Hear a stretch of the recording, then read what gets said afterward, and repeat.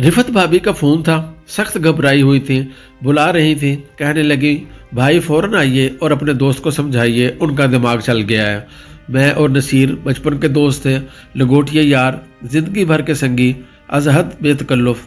नसीर था ज़रा सख्त मिजाज, बच्चों पर सख्ती करता था। आए दिन उसके घर में बहरान पैदा होता। जब रिफत भाभी के वालिदैन हयात थे तब भी उन्होंने वालिदैन को कभी नहीं बताया, मुझे ही बताती थी। मैं ही जाकर हालात सुधारता था।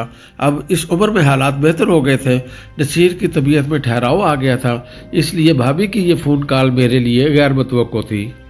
सोचने लगा कि अब क्या चांद चढ़ाया होगा इस पीरे फरतूत ने। किस्सा मुख्तसर, पहुंचा तो अजीब मंजर देखा। नसीर के हाथ में फावड़ा था। वो घर की बैरूनी यानी लान वाली दीवार को गिराने की कोशिश कर रहा था। साथ रिफत भाभी खड़ी थी और रोकने की कोशिश कर रही थी। मुझे देखा तो रूहांसी होकर बोली, भाई इन्हें रोकिए, पूरे घर को मुनहदिम करने का इरादा रखते हैं। मैंने सबसे पहले उसके हाथ से फावड़ा लिया, फिर पूछा क्या कर रहे हो, दिमाग तो नहीं ख़राब हो गया? कहने लगा मेरा दिमाग नहीं ख़राब, मैं उनका दिमाग ठीक करना चाहता हूँ। मैं अपने लीडर के हुक्म की तामील में सिविल नाफरमानी का आगाज़ कर रहा हूँ।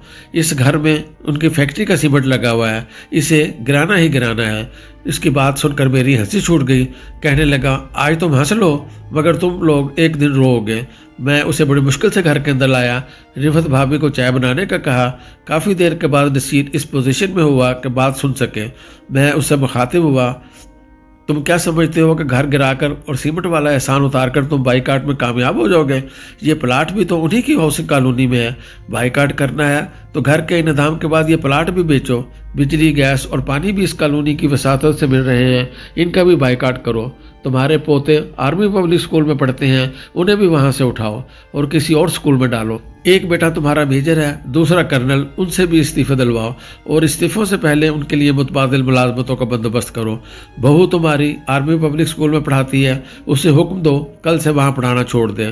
बेटी तुम्हारी अस्करी बैंक की एक बड़ी ब्रांच की चीफ मैनेजर है, उसे फ़ौरन किसी और बैंक में लगवाओ।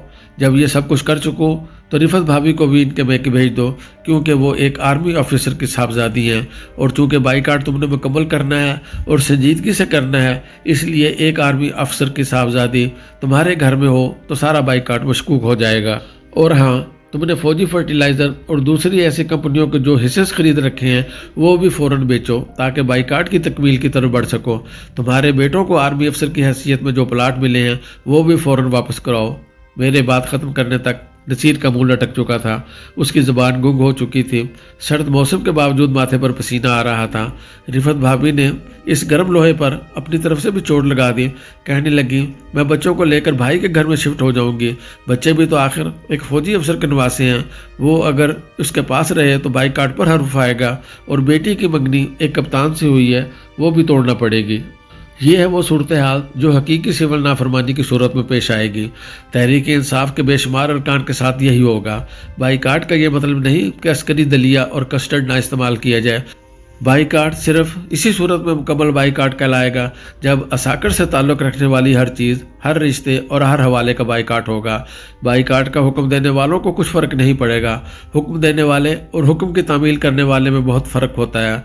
रहा ये सोचा कि तारकीन वतन बाहर से रकूम भेजना बंद कर दें, इससे भी खान या शाह महमूद कुरैशी या सलमान राजा जैसे मुतमव्वल हजरात को या बैरून मुल्क मुकीम जुल्फ़ी बुखारी या शहबाज गिल को कुछ फ़र्क नहीं पड़ेगा। हाँ, जिन ख़ानदानों को बाहर से रकूम आती हैं उनका खाना पीना, इलाज मुआवजा मुतासर होगा। बच्चों की फ़ीसें नहीं दे पाएंगे, बिजली पानी और गैस के बिल नहीं दे पाएंगे। याद रहे कि तारकीन वतन रकूम पाकिस्तान के सरकारी ख़जाने को नहीं भेजते बल्कि अपने ख़ानदान को भेजते हैं। तारकीन वतन पाकिस्तान में बेशुमार फलाही मंसूबे भी चला रहे हैं। अभी ऑस्ट्रेलिया में एक साहब से मिला जो पाकिस्तान में कई स्कूलों के अखराजात बर्दाश्त कर रहे हैं। इन स्कूलों में मुस्तहिक तलबा और तालबात को तालीम मुफ्त दी जाती है। ऐसे हज़ारों प्रोजेक्ट चल रहे हैं, कई हस्पताल चल रहे हैं जहां गरीब बीमारों का मुफ्त इलाज होता है। बाहर से रकूम आने का सिलसिला बंद हुआ तो ये तमाम फलाही सरगर्मियाँ बंद हो जाएंगी। इसका कोई असर खान पर पड़ेगा ना इनके गिरद झमकटा लगाए उमरा का। ये सब कुछ तो अफराद के हवाले से था, जो नुकसान मुल्क को पहुँचेगा वो इसके अलावा है। और सिविल नाफरमानी जितनी ज़्यादा होगी मुल्क का नुकसान उतना ही ज़्यादा होगा। पसे तहरीर जनूब के शहर से ताल्लुक़ रखने वाले एक नाम निहाद दानिश्वर ने पाकिस्तान नेवी के बारे में जो कुछ कहा है अफसोसनाक है और काबिल सद मज़म्मत। یہ مزاح کی پست ترین قسم تھی جسے پھکڑ پن کہنا چاہیے۔ جن لوگوں نے یہ شرمناک بات سن کر تالیاں پیٹی ان کے ذوق کا بھی ماتم ہی کیا جا سکتا ہے۔ ہماری مسلح افواج کے جو افسر اور جوان مادر وطن کی خدمت میں اپنی جانوں کا نذرانہ پیش کرتے ہیں اسے شہادت کہتے ہیں۔ شہیدوں کا تمسخر اڑانا اس تھالی میں چھید کرنے کے مترادف ہے جس سے ایسے بد فہم کھاتے ہیں۔ یہ موصوف پاکستان اور پاکستان سے متعلق ہر شخصیت کے بارے میں ہمیشہ زبانی باتیں کرتے آئے ہیں۔ ادب کی کسی صنف سے تو ان کا تعلق نہیں، ہاں الیکٹرانک میڈیا پر عامیانہ اور مبتذل مکالمے ضرور پیش کرتے ہیں۔ جب بھی طنز و مزاح لکھنے کی سعی کی ہمیشہ بلو دی بیلٹ ہی ضرب لگائی۔ مولانا فضل الرحمان سے لے کر زرداری صاحب تک اور بے نظیر بھٹو سے لے کر شریف برادران تک ہر سیاستدان کی تضحیک کی، مگر لندن والا بھائی ان کی کند چھری سے ہمیشہ محفوظ رہا۔ ہمیشہ پٹھانوں، سندھیوں، بلوچوں اور پنجابیوں ہی کو اپنے غیر معیاری مزاح کا نشانہ بنایا۔ نام نہاد اردو کانفرنس جب لاہور میں منعقد ہوتی ہیں تو یہ صاحب لاہور میں بیٹھ کر پنجاب سے تعلق رکھنے والے اہل سیاست کی بھد اڑاتے ہیں اور اہل لاہور یہ سب سن کر خوب تالیاں بجاتے ہیں۔ اور یاد آیا کہ اردو کانفرنس کا ادب سے اتنا ہی تعلق ہے جتنا عامیانہ تھیٹر کا اردو سے تعلق ہے۔ اینکر اور اداکارائیں ان کی پریس کانفرنسوں میں اہل قلم کی جگہ لے رہی ہیں۔ مجمع لگانے کے لیے بھی کیا کیا جتن کرنا پڑتے ہیں۔ فاتبروا یا اولی الابصار، اے آنکھوں والو عبرت پکڑو۔